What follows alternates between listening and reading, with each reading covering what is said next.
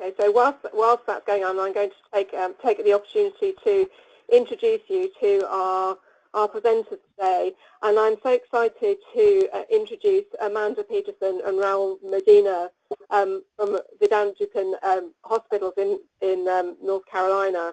I met Amanda and Raul when they were doing a training course with them as a result of our joint work with the Coastal Carolina Health Alliance. And I think what's particularly exciting about this presentation is that both Amanda and Raul were part of a training program that we put on to give some very quick introduction, a real quick start introduction to using simulation to get some real value with it in a short period of time and do some projects. And I think you'll be amazed when they tell you a bit later in the presentation how long it took them to build these simulations and to understand it. So for people who are thinking of either teaching others to use simulation, maybe people in your team that you'd like to pick it up, or if you're yourself thinking about learning simulation, these two will be able to tell you that they picked it up very quickly and got some quick results of projects by doing that. So I think that's one thing that we're excited to tell you about. But the other thing is really interesting is that they're both from a quality improvement background. So they've never used simulation before, but they're very experienced Lean Six Sigma practitioners. And so I think they've got a lot of very interesting things to say about how you can combine these sorts of simulation as a methodology with those other ways of looking at improvement. So I think that's something that's going to be very interesting that you'll get from this particular webinar. And then finally, one of the other things is that we're going to show you some online simulations which are shareable, so I'm looking forward to that as well. But I'm particularly looking forward to the stories of these two who've done these great pieces of work, and I'm delighted to hand you over to them now. Here you go, Amanda. Thank you for the introduction, Claire. Okay, so we want to start off with a little bit of background about where we're located. So Vidant Duplin Hospital is part of the Vidant Health System. We're located in eastern North Carolina. So our health system is composed of a large academic medical center and 7 community hospitals, as well as a medical group. Where we're located in southeastern North Carolina. So Vidant Duplin Hospital is in a rural, sort of low-income, low-resource area, and highly characterized by an agricultural focus. We're licensed for 81 beds, 25 of which an adult psych unit, 25 medical surgical floor. We have a 9-bed ICU and also a maternity ward. The majority of the work that we're going to talk about is focused in the ED, and our ED consists of 12 beds. Okay, so my presentation is implementing a pharmacy technician into the emergency department to collect medication histories.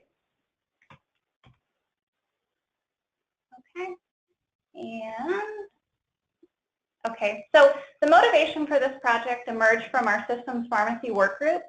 The goal was to standardize processes across the hospital and our system for collecting medication histories and the reconciliation process. Because hospitals in our system range from small rural hospitals to the large academic teaching centers, the pharmacist knew that it wasn't going to be a one-size-fits-all. We needed to consider the context and the local constraints. So as such, the Lean department was brought in to assist in collecting these observations and data. So the process currently is that our emergency department nurses are responsible for obtaining patients' medication histories, and our observations in the ED and on the unit indicated a variation in medication history collection, which is something that is also seen in the literature. So there's not quite a standardized process. There's no best practice for this yet. So because research suggests that greater than 40% of medication errors are consequences of an inconsistent medication history process, and 20 of which are considered serious safety concerns, we wanted to investigate the feasibility of integrating a pharmacy technician into the ED to collect these. And the thought was if we implemented a pharmacy technician and conducted scripted patient interviews, we would get a more accurate account of a patient medication history.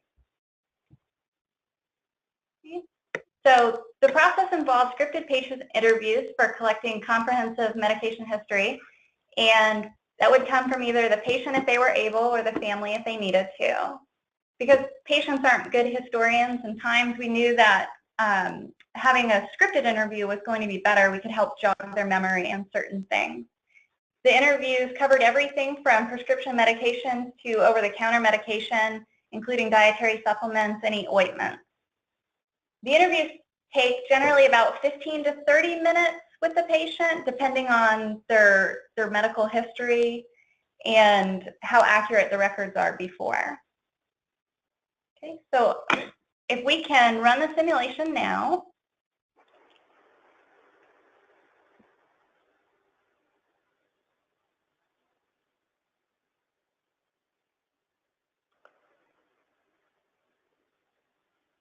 Okay, can you see that? Yes, thank you. No problem. So as you can see, this was the model that we built. So what would happen is we had a pharmacy tech in the ED for 7 days a week. We implemented them for an 8-hour shift during the busiest time, which for us is between 3 and 11 p.m. And we prioritized the patients that the pharmacy tech would see based on the order to consult. So if this patient was, if we were looking to admit this patient, then the pharmacy tech knew that this patient would come first. But because the process takes about 15 to 30 minutes and then there's other constraints, we built a time in to expire. So if the pharmacy tech was wrapped up collecting histories, then it would default to the emergency department nurse. And I'll show you a still of the screen. There's one slight typo in here that I want to clarify. When it says without order to consult and it says RN patient interview, that actually was a typo, and the pharmacy tech would do that as well. So if they didn't have any orders to consult, then they would start to collect medication histories on patients as well. And so what we found was they collected about 14 medication histories a day. And the process is quite lengthy because they had to call the pharmacies. And like we said, the busiest hours for us are between 3 and 11. And given that we're in a small rural area, a lot of our patients get their medications from small pharmacies that don't have 24-hour services to collect the histories for them. So the pharmacy tech could start the interview, but if it was late and the pharmacy was closed, then they wouldn't be able to complete that. And this is something that the nurses also have trouble with as well. But they would call the pharmacies and, okay, we can go. Okay, so this is a still. So they would call the pharmacy, and if the patient was on any high-risk medications, then the pharmacy tech would go back and verify the order with the patient. So this is a process that was completely new for us, so we didn't have any baseline data, so we really worked with the research. And as I said earlier in the presentation, about 40% of medication histories that are collected have errors, which in turn really affects the medication reconciliation process. And right here is where I was mentioning that there was a typo. This was also the pharmacy tech here. On the simulation, I think it says RN. So then it would default to down here.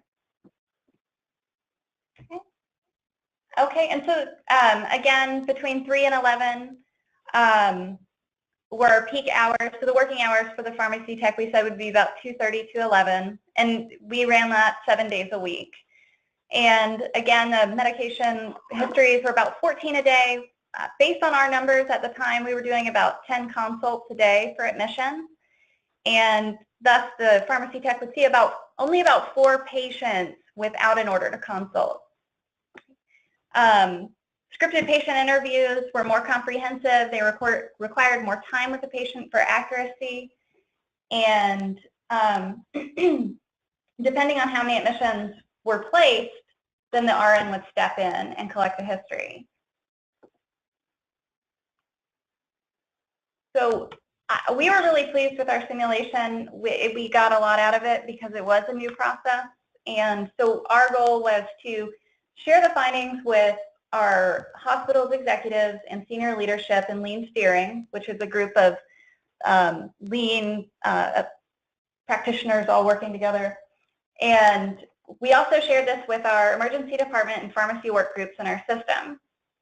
So we also plan to share the results with the community hospitals in our area, those within our system and outside of our system, because rural hospitals face a lot of the same constraints.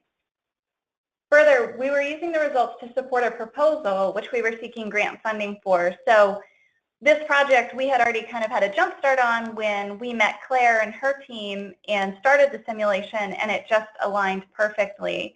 And it really helped smooth that process and helped us organize our thoughts for the proposal, especially since we didn't have that baseline data. And again, because we were investigating a new process, you know, we had to pair it with current research, and I think that that piece was just really interesting to me because I thought it was going to be a barrier for us, but it actually ended up really helping and painting the picture. Okay, so we'd like to investigate using simulation to better understand resource utilization in our area. Again, because Duplin is a lower income, low resource area, and patients and communities face unique challenges such as access to care or the limited number of primary care providers, we believe that simulation can help us understand what resources are needed, such as maybe health interventions or prevention efforts, and can help us understand how patients are interacting with our system and other social service systems. And we also felt like simulation would be great for coordinating efforts and with the intervention and prevention, and Claire and I had a great discussion about how simulation could be used in research, and so it's something that we're also interested in. Okay. So there were a lot of things that we really liked about the simulation process. I personally like the fact that it mirrored the research processes. So that is, it was an iterative process, but it also really offered us the flexibility to tailor it to our community. So going in, I wasn't sure if simulation was going to be appropriate for ours, just because we are small, and I thought that simulation was going to be more geared towards sort of larger, more urban centers. And I was pleasantly surprised that you could model your simulation to be as simple or as complex. And so in my case, my colleagues is more complex, but in my case, because we didn't really know too much about what was going on, we kept it fairly simple. But even the simplicity of it, it still worked and kind of mirrors what we're seeing now. And so I was very surprised at how simple the model was to build. I think when I was sitting through the presentation, I was concerned that there was going to be a very, very steep learning curve, but it was very helpful that we had an on-site trainer, but then also having a colleague that was working on simulation as well, because we could check things with each other and error check and sort of learn simultaneously. So we both felt like that was very helpful. So I felt like Simulate was pretty easy to use. I liked the ability to access the resources. So we had regular check-ins with our instructor at that time, Brittany, and we would have phone calls with her, and we would also have meetings with her in person if she was local. And as I said before, very helpful having a colleague to pass ideas and solve problems outside of our Simulate meeting. So if anybody that's listening is considering it, you should try to bring more team members on. It's a big help.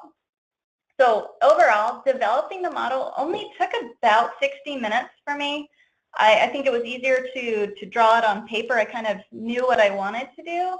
And then actually, I had help from Brittany and Raul. So building the model only took about 20 or 30 minutes, which I was quite surprised about.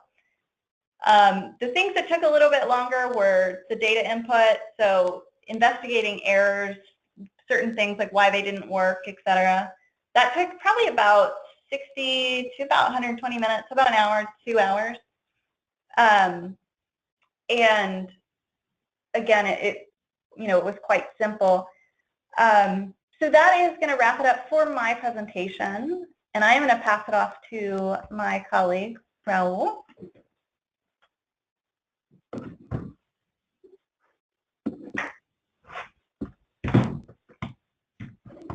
Okay, well, hello everyone. I'm Raul Medina. I'm one of the lean coordinators. I'm a certified Six Sigma black belt, and I'm not going to go into all the details that Amanda, I think she covered it fairly well as far as our hospital, what type of hospital we are, where we're located, and all the background that she gave. So I'm just going to go right into what I wanted to do, which was the issue that we have since we are a rural hospital. A lot of our patients that are out there come to our ED for services. And so we're quickly expanding our ED. We're basically increasing by 10% a year the average number of patients that we see on a daily basis. So with that,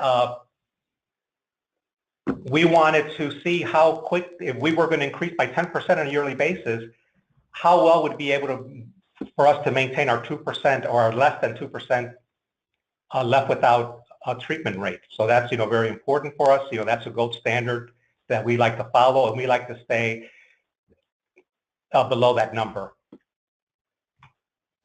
Our process basically goes into the pre-registration, the triage, the treatment of the patients, the final registration, and also, departure. So basically, when the patient arrives, all the way through the whole function of the ED, and when they either get admitted or they go home.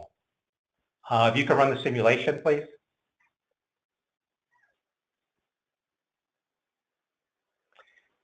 Okay. Okay, so here you see just the simulation running, people coming in. This is done by a 2-week period. We were concerned about the LWOT rate that you see there next to the beds. But when you see the acuity levels 1 through 5 here, the level 1 or acuity 1 is the highest acuity patient that we see.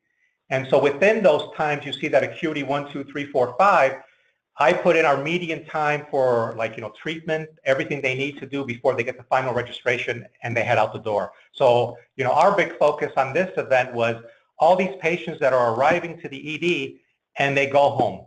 Not the ones that get admitted necessarily, but the ones that go home right now, because that's what causes our like those low acuities are ones they increase our LWOT rate. They're just waiting in lobbies. They don't want to wait anymore. They're not as sick, and then they just go home, and that's a big safety concern for us. Okay, so you can see that our median time from arrival to departure that's at acuity level 1 through 5, and that's what those times are going to capture. So let me go to this. So this was kind of the results. When we first started the simulation, we were currently seeing 78 patients per day. That was our average, 78 patients per day. And the current LWOT rate was at 1.7%. So we found out that we can increase by 10%, or i.e., 86 patients per day, without exceeding our 2% LWOT rate. So should we increase any past that, then we would have to decide what kind of process we needed to change, whether it was increase the beds or put a physician in triage, maybe set up a results pending area for patients just waiting on labs or radiology results. And that's kind of what we did. We kind of recreated a results pending area. You're going to see what happened here shortly. So we presented this to the hospital executives, like Amanda said. We presented to the hospital executives and the emergency room department, and we wanted to share all the information across the rural hospitals and what we were doing. So basically, what has happened since then, when we started this, we were seeing 78 patients per day. For the last quarter, from January through March, our actually average patient workload in the ED has been 89 patients per day. And we've actually maintained the same LWOT rate of 1.7%. And that's basically by creating the results, pending area. So these patients that are acuity 4, 5, and some acuity 3s that are just waiting lab results or radiology results, we'll just move them to this results pending area, thus freeing up some room, and we're able to see more patients. And we also have these providers that are more than happy to use our triage to get these low acuity patients out fairly quickly, thus not having this increase in the LWOT rate. Anyway, some of the lessons learned, it's just like Amanda said, it didn't take very long to set it up. I think it was very simple to set up the simulation. There was some steep learning curve as far as learning all the resources and what they can do. I don't think we utilized that, fully all the resources that it is capable of doing, and we just made some simple models. I mean, they're expensive, but they're simple models. And one of the big takes from this was to basically combine what Amanda was doing with what I was doing and making one big simulation model. So these patients that are coming in that need that medication reconciliation because they're being admitted, and also these low acuity patients that play a role into everything going through the process and leaving the hospital type of thing. So that's kind of what we wanted to do. We did a lot of error checking. We worked well together. Amanda asked questions, and so did I, and we helped each other out all the way through this. But we were very impressed with the Simulate program and what we're able to do and what we can do with it, in the future. Next slide, please. And that's the end of the presentation. I think one of the things that I would just like to highlight is, a lot of our work with Lean is, we work in teams, and we really want to hear what the team has to say, and they come up with ideas that we want to test. And so I think that simulation provides a really unique opportunity that we could test these experiments. So, maybe the team says, I think we need to add another provider, or, we need to add more beds. I like the idea that simulation could allow us to demonstrate that, because we wouldn't actually be able to run an experiment on that. It's kind of like a big process, but we could use simulation to see if that would work. And I think that's one of the things we really like from the Lean perspective. There's quite a bit of opportunity. And what I could also add is I want to get a little background about the ED. Now, we've been doing Lean Six Sigma process improvement at our hospital for the last, 7 years. And the ED was our very first area of, focus. So they've been working with Lean for a very long time. And so just to give you a little more background, when I said that last quarter we saw 89 patients per day, and the average length of stay for those patients that were going home was 132 minutes. So this is just a dedication of their process owner or the manager in the ED and their staff, and how well they've taken to Lean and Six Sigma. And Simulate just showed them, hey, we can show you a picture of what's going on. We can run this model, and you can see what's happening and all the hard work that you're doing. I think that's it's like picture's worth 1,000 words. So they are very engaged in this process. They've been engaged for the longest in our hospital. If anything, we're very proud of our ED. I think everybody knows about our ED in our area. Everybody comes to our ED because of it. They're not, they know they're not going to wait a very long time, and it's a credit to the staff that's there and to their manager how this thing is working in our ED. So we're very proud of them.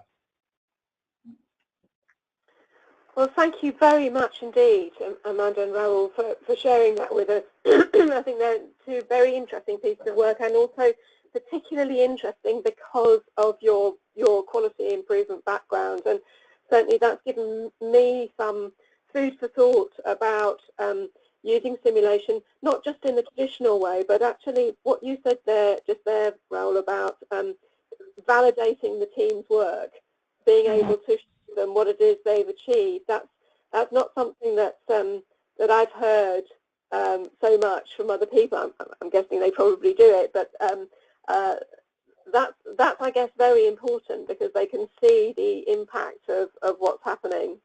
Mm-hmm. Yes. Very much so. I think it's very important to them, and they kind of realize that all their hard work is, really paying off. I mean, we show with the numbers, and, our numbers are great, and we're very proud of our numbers, but it took a lot of hard work and a lot of dedication from that staff. Yeah, no, it's very impressive. Please, anybody who'd like to ask questions, please do that. And there's one that that's come through that I'd like to put to both of you, really, is that I think it's stunning how little time it took you to build those simulations. Most people spend a lot longer than you did. But I think one of the things is that the models are very focused on a particular question. I wondered what work you did in advance of the simulation to be so focused on the question that you wanted to solve. Well, I mean, I can say that from mine, we had, like, right before we started doing the simulation, we had been conducting observations, and I had been discussing with our pharmacist, and we'd been discussing research. And so I think our observations paired with what we were seeing in the literature really helped focus my perspective, because it was something that was new for us, but it's also out of my realm, a lean coordinator and dietitian, and this dealt with pharmacy. So I think having, just being submerged in observations quite close to when we started the simulation was helpful. But I think Raul is. And I think for mine, it was just the fact that we are growing. Our ED has done such a great job that more patients are coming to us from other counties just to come to our ED. So we have a lot of, different people showing up that we've never had here before. And we just became stroke, certified. And so that's attracting more attention. So we know that we're growing and we're increasing the numbers. And it was very important to find out, okay, where is that, threshold? How high can we go before we really have to make a big decision about, do we need to add more beds, or do we really need to do this? Because I think every year, like I said, for the last 4 years, we've increased our average, daily patient arrivals to the ED by, 10%. And I don't think that's going to change. I think it's going to keep increasing. So we have to look at what else we need to do. But as a big thing for the ED, just a shout out to them, is when they see a high day, we've had days where we've seen 125 patients here. They would adapt and change their processes on a daily basis, sometimes just based on the acuity of patients they had, or just the number of patients that they see. So they are very adapt to, this is going on in our ED right now. We need to change. We need to move our processes. We need to maybe open this up and do more triage, or do this a certain way. And they're very, very strong. So I think it's a credit to Kim and the way that she operates and the way she has her staff focused on the patient, and we do whatever we can. That's really great to hear. And actually, whilst you've been talking, I think one of your colleagues has come back in and said that the lean staff are great to work with. We can see real-time benefits from our work. So I think it's mutual there. So well done, guys. That sounds great. There's another question that's come in as well. Somebody wanted to know, is the model connected to live patient data, so tack time for patients? So. Yeah, mine was. So I took the actual data of the patients that were coming through the ED. So all the numbers that I put in there were actual data, and the median times of their total stay in the ED was actual patient data, currently at that time, for my model. Yeah, great, thanks. Yeah. Amanda's model wasn't, because there was some, we didn't have any baseline data. There's something new that we wanted to create. So yeah, again, ours is just based on observations, knowing that interview took about 15 to 30 minutes, but really just basing a lot of what we had on the numbers of, we knew the numbers coming into the ED, but using the percentages. So like when we were saying the medication history errors, we were using research to support all of that, given that we did not have any data. Right, thank you very much. And that same person was wanting to ask, is that retrospective? For which one? I think both. Can we clarify that? Are you saying like pre-post? And because we did these simulations back in November, and we were using, Raul was using the current data as of then. Yes, I think maybe the question. Yes, I'm not sure. The question in there. Could you give a bit more detail?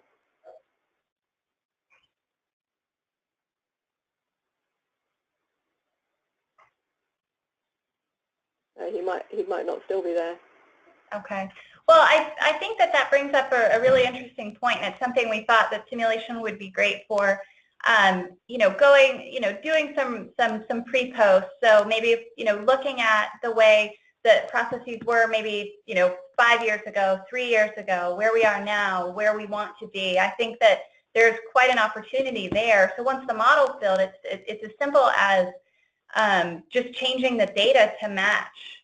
And I just think that it paints a really interesting picture to say, this is, the resources that we have currently, we expect to grow, so this is what we can expect to go forward. And as Raul was saying, we're getting busier, so I think that simulation has been really advantageous for us as a small rural hospital.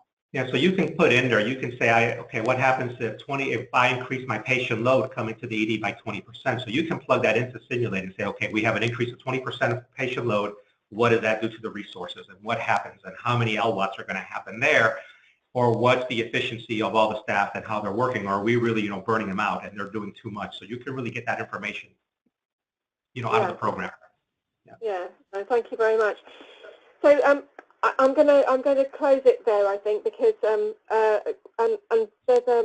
want to say a very, very big thank you to both of you for sharing your experience with everybody. It's been a really interesting discussion and very helpful, I think, to hear about the work that you've been able to do.